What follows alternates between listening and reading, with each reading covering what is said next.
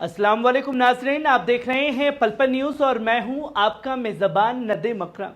आज की शुरुआत करते हैं एक ऐसी खबर से जो सिर्फ एक बयान नहीं बल्कि भारत की साख पर एक बदनुमा दाग बन चुकी है। टीवी चैनलों पर बैठकर रक्षा विशेषज्ञ बनने की अदाकारी करने वाला गौरव आर्य ईरान के वजीर खारजा को खंजीर कहकर के पुकारता है, जहर उगलता है। वो न सिर्फ भारत की तहजीब की तौहीन करता है बल्कि हमारी विदेश नीति की मिट्टी पलीत करने वाली हरकत करता है। किस तरीके से बयान दिया गया, पहले इस वीडियो पर नजर डालिए। यहां पे बैठे एम जयशंकर के साथ अराक्ची, इसका नाम है, पाकिस्तान में था, वहां पे टॉप लीडरशिप से मिला है, right, including prime minister Shahbaz Sharif. अब ये आ गया भारत, अब ये आ गया भारत। इस आदमी को, इस सुअर की औलाद को, एक मिनट, इस पिग को भारत तब आना था जब पहलगाम हुआ। आपने देखा कि किस तरीके से बयान दिया गया और ईरान ने सवाल उठाया, क्या मेहमानों को गाली देना अब भारत की रवायत बन गया है क्या? और भारत सरकार ने कहा यह उनका निजी बयान है। क्या अब हमारी चुप्पी ही जवाब बन चुकी है? क्या टीआरपी और तालियों के बीच भारत की इंटरनेशनल इज्जत दांव पर लगाना जायज है?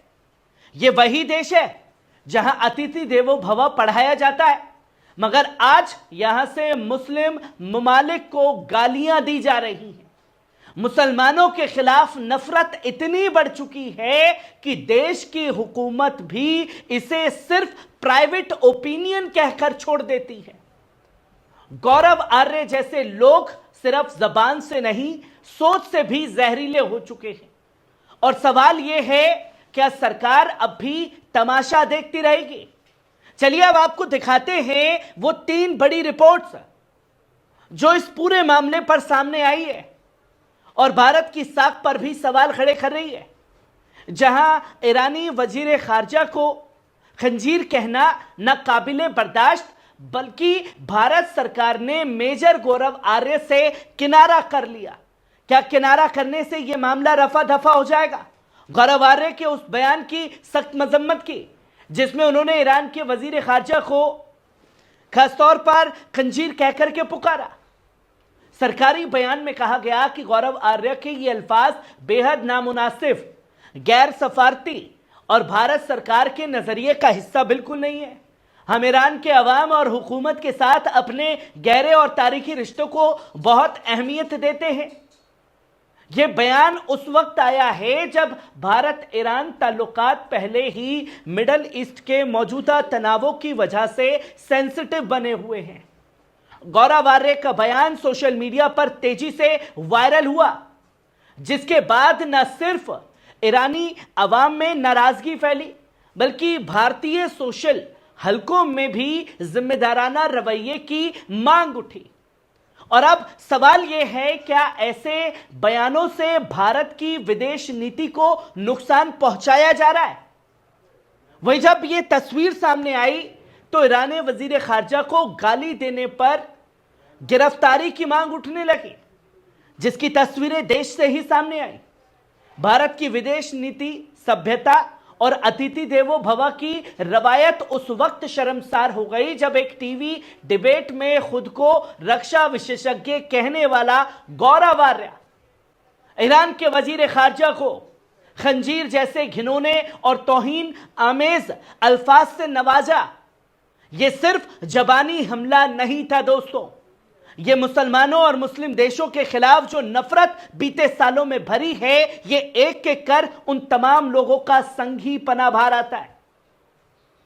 ईरान के भारत स्थित दूतावास ने सख्त लहजे में ट्वीट किया, मेहमानों के लिए एहतराम ईरानी सफाकत का हिस्सा है। हम अपने मेहमानों को खुदा के महबूब समझते हैं। और आप ये सवाल अब सिर्फ गौरव आर्य से नहीं बल्कि पूरे भारतीय मीडिया और सरकार से किया जा रहा है। मौलाना इफ्तिखार हुसैन इनकलाबी ने इस शर्मनाक वाक़े पर अपना गुस्सा जाहिर करते हुए कहा कि भारत की तहजीब इंसानियत और दीनी हम आहंगी पर है। यह एक गद्दार का हमला है, ऐसे जहरीले लोगों को जेल में डाल देना चाहिए। ये ना देशभक्त हैं, ना राष्ट्र सेवक हैं, बल्कि अमेरिका इजराइल के एजेंट हैं जो भारत को उसके सच्चे दोस्तों से दूर करना चाहते हैं। गौरव आर्य आखिरकार है कौन? एक ऐसा शख्स जिसने कारगिल जंग से पहले ही वर्दी उतार दी थी और आज मीडिया में मोर्चे का हीरो बना घूम रहा है। अब देश पूछ रहा है, क्या ऐसे जाहिल लोग हमारे राष्ट्र की सूरत बनेंगे? क्या अब भी सरकार खामोश रहेगी? जनता की मांग साफ है दोस्तों, गौरव आर्य पर देशद्रोह और कूटनीतिक अपमान का मुकदमा दर्ज हो, चैनल का लाइसेंस रद्द किया जाए, गौरव की सैन्य पेंशन और लाभ निलंबित हो, साथ ही साथ मीडिया पर निष्पक्ष नियंत्रण के लिए नियामक संस्था बनाई जाए ताकि फिर कोई ऐसी हिमाकत ना कर पाए। ईरान हमारा साझीदार है, सूफी रवायत, गंगा जमनी तहजीब और साझी रूहानियत का हिस्सा है। ईरान पर हमला भारत की आत्मा पर हमला है। अब वक्त माफी का नहीं बल्कि कानूनी कार्रवाई का भी है। भारत को जरूरत है मौलाना इफ्तिकार जैसे हकपरस्त रहनुमाओं की, ना कि टीआरपी के सौदागरों की।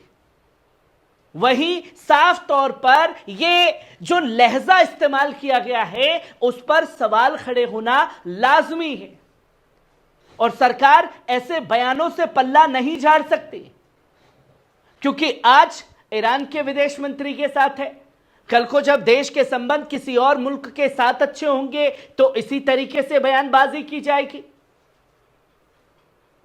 जब देश एक सेंसिटिव दौर में गुजर रहा है, जंग की आग हर तरफ भड़क रही है, तो ये लोग अपने जहरीले बयान से बची कुची इज्जत भी भारत सरकार की गंवाने पर उतारू हो चुके हैं। जहां मेहमानों को अतिथि देवो भव कहा जाता था, आज ये लोग ये तमाम सभ्यता को भूल चुके हैं। इनके दिल में सिर्फ एक ही चीज बाकी रह गई है, वो सिर्फ ये कि मुसलमानों से नफरत करो, मुसलमानों के खिलाफ जहर उगलो। और यह सिलसिला तो सिर्फ देश के मुसलमानों के साथ लगातार जारी है, पर अब यह सिलसिला जो है विदेश से आए हुए मेहमानों के लिए भी शुरू हो चुका है। जहां हुकूमत हर बार पल्ला झाड़ती है, हुकूमत को ऐसे लोगों पर लगाम लगाने की जरूरत है जो आए दिन कुछ तथाकथित लोगों का हीरो बनने के चलते देश की साख को दांव पर लगाते, अपने बयानों से जहर उगलते और इनके बयानों का असर आम लोगों पर क्या होता है, फिर वही आम लोग जो हैं सड़कों पर कभी मस्जिद के सामने नंगा नाच करते हैं, कभी किसी मुसलमान के घर पर हमला करते हैं। और जिस तरीके से पिंड आउट कर करके अरकाची के बारे में, विदेश मंत्री के बारे में ईरान के बताया गया, अगर खुदा ना खास्ता उसकी नफरत को देख करके कोई नफरतकारी कोई बड़ी घटना को अंजाम दे देता, उसका जिम्मेदार कौन होता? ये सवाल हुकूमत से जारी रहने चाहिए, क्योंकि हुकूमत हर बार इन तमाम चीजों से पल्ला झाड़ नहीं सकती, वरना फिर यही समझा जाएगा कि हुकूमत की खामोशी कहीं ना कहीं इनके मनोबल को और नफरत बढ़ाने के लिए तैयार किया जा रहा है।